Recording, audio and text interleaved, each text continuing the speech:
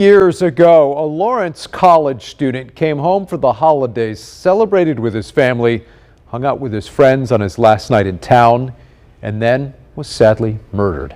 In tonight's Indy Unsolved, Fox 59's Russ McQuaid takes a deeper look into the killing of Kyle Jobin and who police are looking for to solve this decade-old mystery. It was quite literally in the middle of the night in a snowstorm when Kyle Jobin came out to this Lawrence gas station convenience store to buy a pack of cigarettes and was murdered because he didn't have anything to give to his robbers. January 4th of 2014 was the morning that Snowmageddon was happening. That was going to be a once in a century, once in a lifetime level of snow. Remember, it shut down greater Indianapolis for 14 days after that. So this was the morning that snow was starting to come in. Kyle Jobin was about to go back to classes at Vincennes University, but paused the video game he was playing with his buddy to visit this convenience store on 56th Street near I-465 at about 2 a.m. When he came out, police say his car was surrounded by 4 people.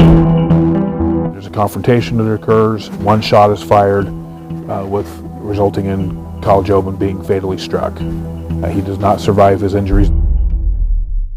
Over my shoulder, you see snowplows. Because of the storm that day, Kyle Jobin's killing didn't get a lot of attention. The wind had come in, the cold had come in, the snow had come in. State emergency was in effect. It was surreal. It was absolutely surreal. Again, I remember the lights. I remember opening the door. I barely remember the trip there. The roads were empty. It was barren.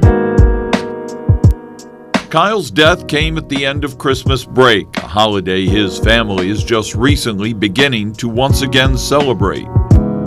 For the first couple of years, we didn't do much for Christmas. As a matter of fact, we used to run away and go someplace warm. Now we're trying to bring Christmas back to our lives. But in the background lingers the mystery of who killed their son. It's just 4 ghosts in the night in a white expedition. What possessed you that night to decide to take my son's life?